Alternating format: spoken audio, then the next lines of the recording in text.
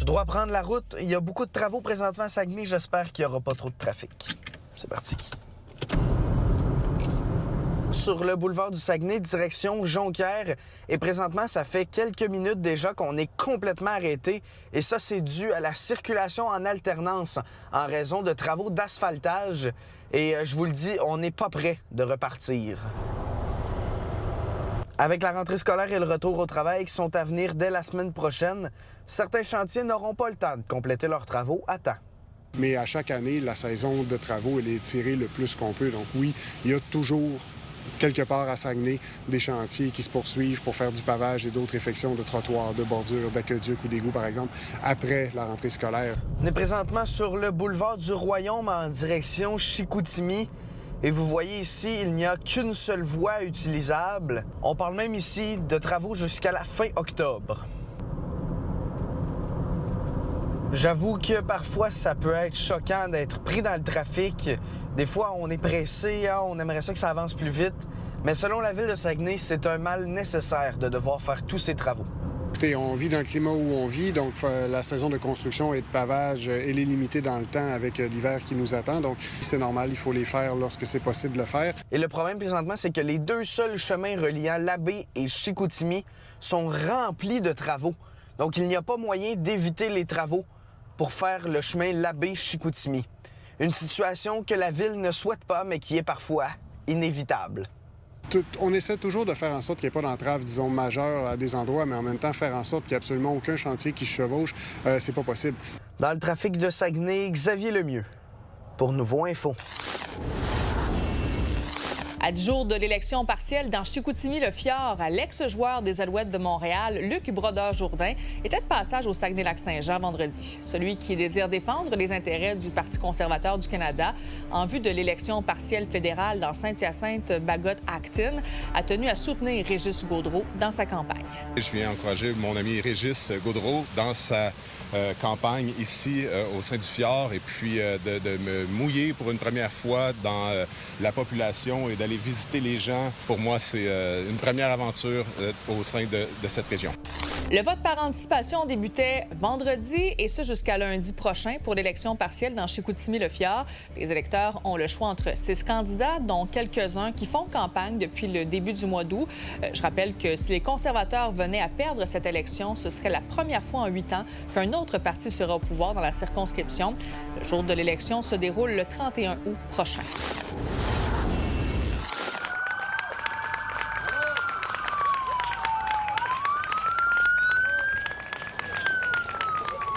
Après la mort de Thierry Leroux, son nom continue de résonner dans le milieu policier. Pour une cinquantaine de cyclistes, leur façon de l'honorer cette année, c'est de prendre la route. Il parcourt plus de 500 km pour honorer sa mémoire et celle des autres policiers morts en service. Déjà 10 ans, mais c'est comme si c'était hier. Et chaque année, cette randonnée-là, ça nous permet de faire un pas en avant pour notre deuil. Mais c'est aussi une façon de remercier ceux qui, au quotidien, enfilent leur uniforme puis continuent à prendre soin de notre bien-être et de notre sécurité. Je me rappelle de Thierry, que j'ai rencontré 2-3 semaines avant son décès, malheureusement, à Lac-Simon. J'étais de passage pour aller à Val-d'Or comme policier au SPVM. Et par la suite, j'étais présent à ses funérailles il y a de cela 10 ans, aux côtés de son père, à qui j'ai promis de ne jamais l'oublier. Je ne savais pas ce que la vie nous amènerait. Et à chaque année, je suis là, je suis avec lui. J'ai débuté ma carrière justement au Lac-Simon où Thierry a malheureusement perdu la vie pour aller voir justement ce qu'il avait vécu et tout ça. Puis par la suite, j'ai transféré à Saguenay. Moi, je suis un gars de Saguenay aussi. Je connaissais bien les entourages de Thierry. Fait que ça fait toujours spécial. Ça fait 2 ans que je suis diplômé de l'École nationale. Ça fait spécial de revenir puis de voir qu'on fait ça pour une bonne cause encore une fois puis qu'à chaque année, il y en a malheureusement qui perdent la vie en exerçant leurs fonctions. J'ai roulé avec Michel, son fils, pour Thierry Leroux. C'est tout le temps touchant. Nous, au départ, on voulait que Thierry soit pas mort pour rien. Mais aujourd'hui, les policiers, policières à Lac-Simon sont dans un contexte beaucoup plus sécuritaire qu'ils étaient. Imaginez un instant, il a perdu son garçon dans des circonstances tragiques. Puis il a décidé de prendre toute cette peine-là pour redonner, pour aider la jeunesse autochtone, chapeau. On a deux choix, hein. C'est ou bien on se laisse déprimer ou on prend ce que Thierry aurait choisi. En fait, on a choisi le côté positif, c'est de continuer à faire ce qu'il fait. On aide ces enfants-là au niveau du sport et au niveau académique. C'est ce que Thierry faisait à Lac-Simon. Nous, on l'a étendu à plus grande échelle. On a déterminé que le prochain viaduc portera le nom de Thierry Leroux. Ça va se faire au Saguenay-Lac-Saint-Jean. Je vous le dis avec de l'émotion 10 ans plus tard. Déjà que Thierry est 2 fois immortel. Il est sur le cénotaphe ici à Nicolet, mais il est aussi sur les plaques de verre à Ottawa. Fait que là, il va devenir 3 fois immortel. Fait que, il sera pas mort pour rien. Et il va y avoir aussi Benoît Lécuyer, qui va avoir son viaduc à Longueuil. Benoît Lécuyer, c'est un policier avec qui j'ai fait mes études ici à Nicolette. On était ensemble. Benoît vivait dans ma circonscription, dans Saint-Hubert. On va espérer qu'il soit fier de nous autres. C'est sûr que oui. Oui, j'espère. La randonnée se poursuit demain avec une dernière boucle en direction de Durham. Les cyclistes passeront notamment vers Valcourt et Actonville avant de terminer cette 8e édition de la randonnée Thierry Leroux. À Nicolet, Coralie Morancy pour Nouveau Info.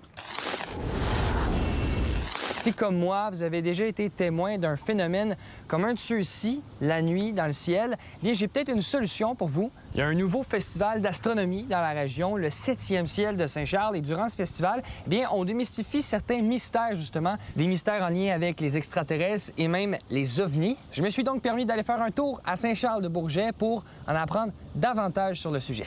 Les gens sont pas crédules ou niaiseux ou peu importe. Ton cerveau, il n'arrive pas à bien comprendre qu'est-ce qui se passe à plus de 10 mètres. En tout cas, moi, la première fois que j'ai vu cette image-là, je voyais un vaisseau spatial. Mais en fait, si on fait juste faire ce petit truc-là, eh bien, on voit une scène totalement différente. Ce n'est plus un vaisseau spatial. Ça peut être niaiseux, mais oui, il y a des gens qui peuvent voir le soleil à travers un nuage, puis c'est un ovni. Bon, ben, ils sont pas niaiseux pour autant. Sur les lieux, à l'église de Saint-Charles-de-Bourget, on aperçoit un grand dôme. Les spectateurs vivent une expérience multisensorielle à l'intérieur.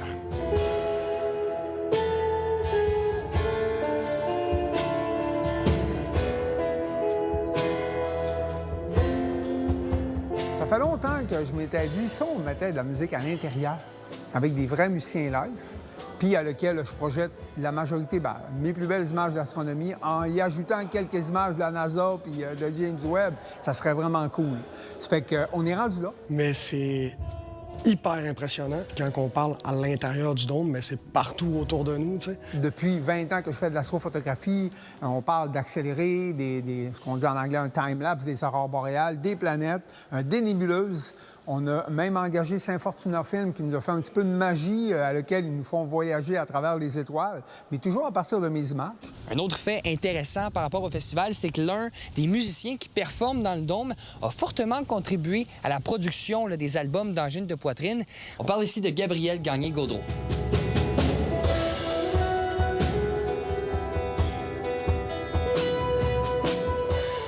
Moi, je suis confiant. C'est pour la suite des choses, parce que c'est une première. Mon but, c'est que quand les gens vont voir à l'intérieur, ce qu'ils mentionnent, c'est un incontournable. C'est vraiment un beau produit, honnêtement. C'est beaucoup d'images, en fait, qui ont été prises au Québec. Tout est québécois le plus possible. C'est juste à couper le souffle, pour être honnête. Là, les images sont d'hyper bonne qualité.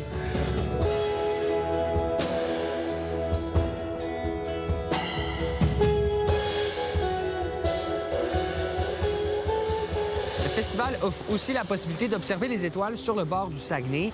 Le 7e ciel de Saint-Charles, ça a lieu du 20 au 22 août 2026.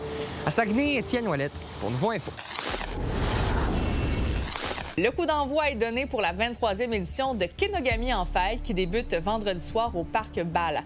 Plus d'une dizaine de spectacles 100% régionaux donneront le ton à ce festival qui est entièrement gratuit. La population ainsi que les touristes sont invités à y prendre part jusqu'à dimanche. Des kiosques d'exposants, d'organismes et des restaurateurs de la région seront sur place pour faire découvrir leurs produits et services.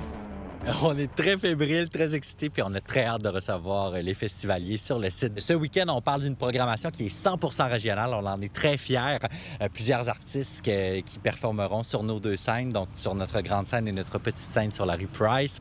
Il y a une foule d'activités. C'est 100% gratuit. On a un aire de restauration avec 4 restaurateurs de la région qui sont ici. On a des exposants également qui seront sur la rue Montcalm. Vous êtes nos yeux et nos oreilles sur le terrain. N'hésitez pas à nous écrire si quelque chose vous fait réagir ou si vous voulez nous raconter votre histoire à Saguenay@nouveau.info.